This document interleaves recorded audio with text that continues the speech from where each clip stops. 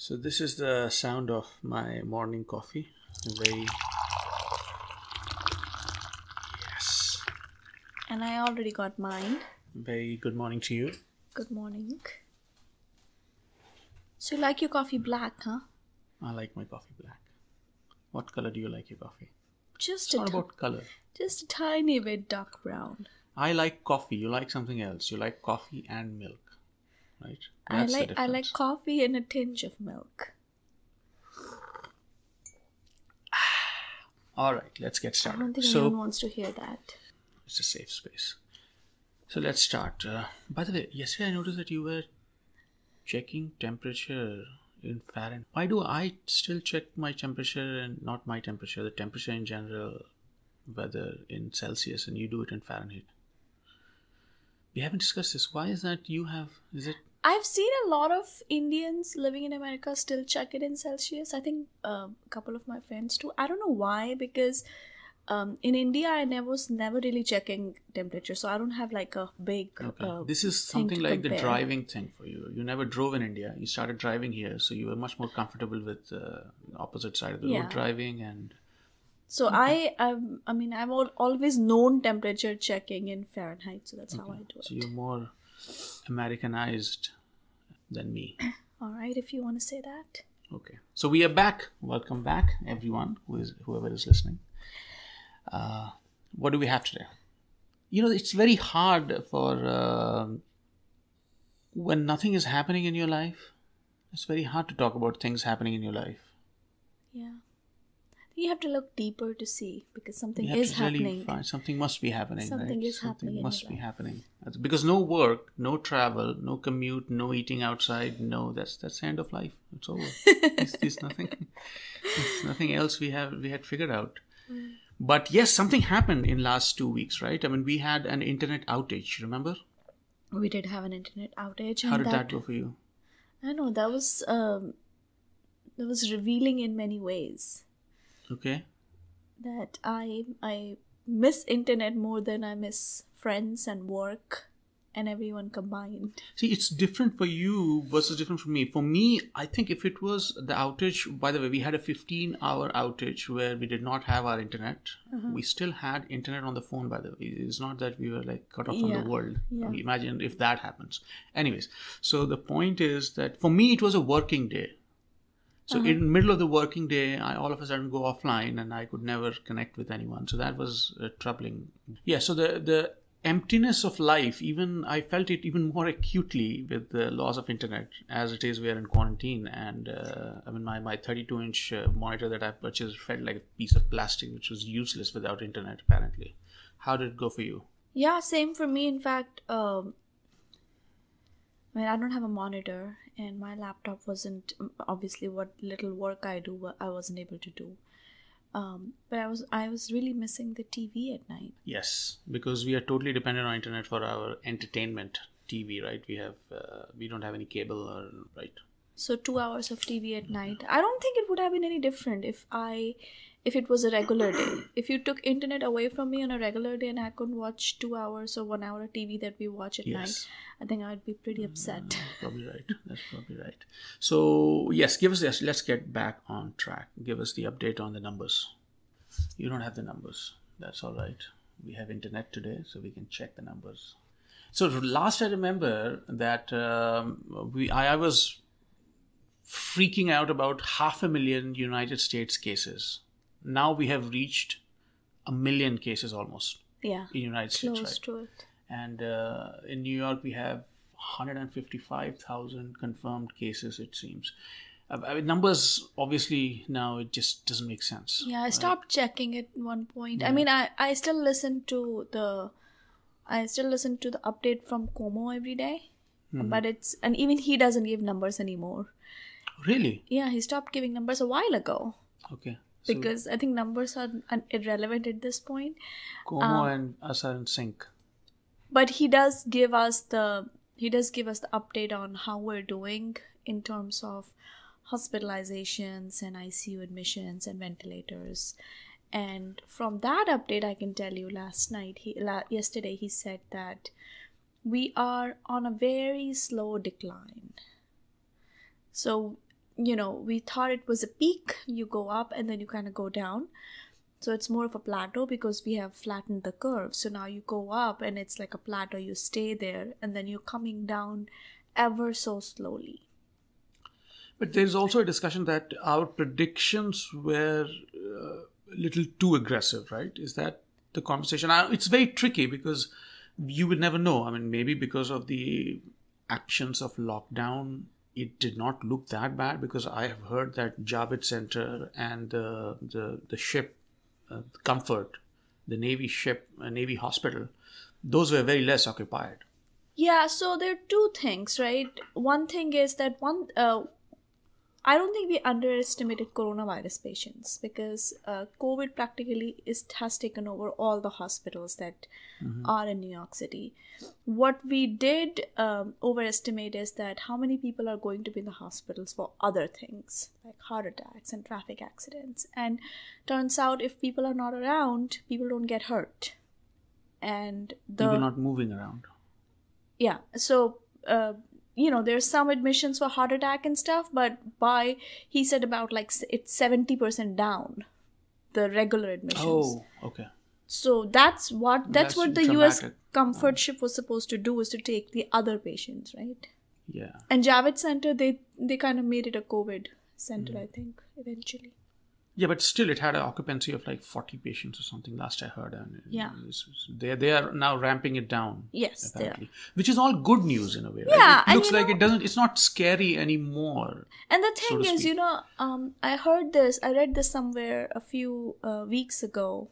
When this was all starting, I heard something, I won't be able to put it properly because I don't remember the exact words, but paraphrasing it was, just remember, if you do everything and everyone freaks out and everything is horrible for you now, and then nothing happens, just try to remember that was the point. Yeah. That's what you're hoping, that nothing happens. So no matter how you do it, when nothing happens, people are going to say that you overreacted. Well, you reacted. You didn't overreact. Yeah, I mean, overreaction is something which we needed, as many smart people said. You need to overreact to actually make people sit at home, wash your hands 20 times. Who does that, right? Yeah. For 20 seconds, 8 times a day. So overreaction is what we needed. But I still think, I have a sense that probably the predictions were a little too on the higher side. And predictions were not accounting for the fact that let's scare everyone with higher numbers, right? They were trying to predict this is what is going to happen if we don't do anything. This is what is going to happen if we lock down now. And those predictions, seems to me, my understanding is that it's a little on a higher side. I don't know. I think the predictions were dependent on, were made from Italy. We were 10 days behind Italy, if you remember. 10 or 12 days behind Italy. At some point. Yeah. So in long history, who knows how long back was it? Everything feels like months and years now. So I think this disease moves that quickly, right? That in 10-12 days you could imagine yourself being like Italy. So you can also argue that the disease that moves that quickly can be stopped that quickly.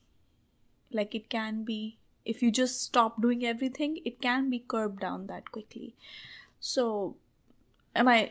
Yeah, I understand. Sense, you know what I mean? But okay, fine. Moving on. What's the next step? It's like opening of the economy, which is back in conversation. When do you think you'll take your next flight, for instance? When do you think you will go out and eat and probably never see a movie again in a theater for another couple of years at least? What's your game? I don't know. I mean, it's a different game for me, Yes. For us. With me being pregnant, but yeah, it's a very difficult conversation in the whole nation, the whole countries, whole world is having this conversation. I don't know where to start. Our governor is saying that he's going to test people and then let them out. And I don't know if you read that piece a couple of days ago where WHO said that it is not, up until now we're thinking it's a rumor that people get infected again, but WHO has seen like solid number of cases that are getting, like where do you go? It's insane. How were they treating people with the antibody thing, with the plasma thing that we talked about the other time? If people are getting infected again themselves, what happened to those antibodies? I don't even understand this very well, but I don't know. So this is right. That's pretty bad, right? So what are we saying? We're not. So, I mean, if you don't get immunity, then this is the end of the trying. Humanity as we know Yeah, it. you just go and, But somehow it's weird that we have adapted to the situation so much that it doesn't feel that scary as it felt in the beginning, you remember, right? I It know. feels very normal. So in terms of vaccines or any medicines, did you read anything which is worth mentioning? Hydroxychloroquine has not been that golden drug everyone was expecting. So they have imported extra hydroxychloroquine. Is that the case? Now they want to No, they'll hope dump some it in the people get ocean. malaria because that's what it meant for. They'll have to import some mosquitoes to make sure it's useful. And a couple other things that they were using, and even not very good results from plasma, although that's a very small sample. Some people are getting better, but it's very hard to say right now. Okay. So it's hard to say where we are going. Maybe next time we'll have more clarity when we're speaking. But in our daily lives, what the situation here? Yeah, I'll tell you, I'll confess something. Cooking, as I always said, was stress relieving and everything for me, right? All those fancy words I used to associate with cooking. I have realized that it was fun only when I did it 3 times a week maximum. I mean, you do it 3 times a week still. Yeah, so because it's not fun doing the 4th time or the 5th time or the 8th time or the 19th time the week. So it is not that much fun. And I'll tell you why. Because I'm very limited with the things which I cook. So it's the same thing. And I'm pretty depressed because of that. I mean, to tell you the truth, I never enjoyed cooking. I never said it's stress relieving. In fact, I was telling my friends that I don't know, I think it's a male phenomenon. Men say that the cooking is stress relieving and calming, and that's exactly why, because they do it like twice a week. I always hated cooking, and I'm doing cooking every other day or every day, either lunch or dinner, and I hate it even more. So what's the schedule? We don't do 2 meals a day, sort of, right? Do we? No, but we at least cook 1 meal. I think we don't do cook 2 meals even if we have, because we're not used to eating 2 heavy meals anyway. 2 rice or roti kind of meals. Yeah, and especially in a work day, for instance, in the afternoon around 11 or 12, I would have some cereal. And later in the evening, I'll have dinner. That's my schedule. Yeah, and I usually eat some kind of salad or maybe a small sandwich. We should introduce more salad. Yeah, we should introduce more salad. I don't know. I didn't check my weight. I hope it's constant like last time. Obviously. I checked my weight. It's going up. Okay. Congratulations. Fine. So I'm still loving the quarantine life. I mean, I'm getting used to it, and I'm getting used to it in a way that I feel now I'm considering that when they'll ask me to come to work, I'll feel bad about it. So I like waking up and just being on my desk and getting started very quickly, and that's a good or bad thing. I don't know. I'm missing on many things, but that's what we are. I'm not hating it. I mean, the thing is, right, I was thinking, would I like to go back to work? I kind of want to go back to work for a few hours at least. The bad thing would be I have to go back to work 8 hours, but I'd like to treat patients a couple hours, 3 hours a day. But you also, like the other things you're missing, going to a restaurant or going to a park. You're still not going to be able to do that. Going to a park, I mean, I go to the park and I'm so glad, and aren't you glad, that just before this all pandemic started happening, I mean, it was probably happening in December when we were moving. No, it was just getting started in China, right? So I'm so glad that we moved here in December, and here we have a very nice park, and I love the park. That is something which just keeps me sane, going and walking, and people maintain quite a lot of distance because it's a nice big park. So that keeps me sane. I love that. Yeah. So here's a question that I want to end with. Now, this could be a little tricky one, and we haven't discussed this in detail, so I don't know what you're going to say. So the thing that I wondered, and I haven't heard discussions on this, was that is the feeling that if you imagine that we were from China, do you think that in this time we would have a deep sense of guilt about what's happening to the world? And if we have a sense of guilt, should we have that? What's your take on that? Yeah, I think I would have that guilt. I mean, especially unless I'm not an American-born Chinese, you're saying, right? I'm a recent immigrant. It doesn't matter. I mean, let's say we are living here for a long time. We might as well have gotten green card if the systems were working. But still, if let's say a disease happened to have spread from India, it doesn't matter whether you are American born. Oh, fine. Let's say American born is different, but still you feel the origin, right? But, I mean, if you are a recent immigrant, I think because you connect with the country a little bit more than if you were American born, Indian or Chinese, because you've always been American. You forget about American bonds, right? All right. So yeah, I think I would. I don't know why, but I think I would. Yeah. Should one feel is the question. This is a tricky one. I think I understand. Why should you feel guilt, or should you feel, or should you not feel? I don't want answers right now. I just want to leave it open for, and maybe we'll come back to it and discuss. Right? Because it depends on how much you associate your identity with the identity of the nation. It's something like that. It's something very complex. I'm sure there are some people who feel deep sense of guilt, would feel, of way things are happening and the way the news is coming out and the things we hear.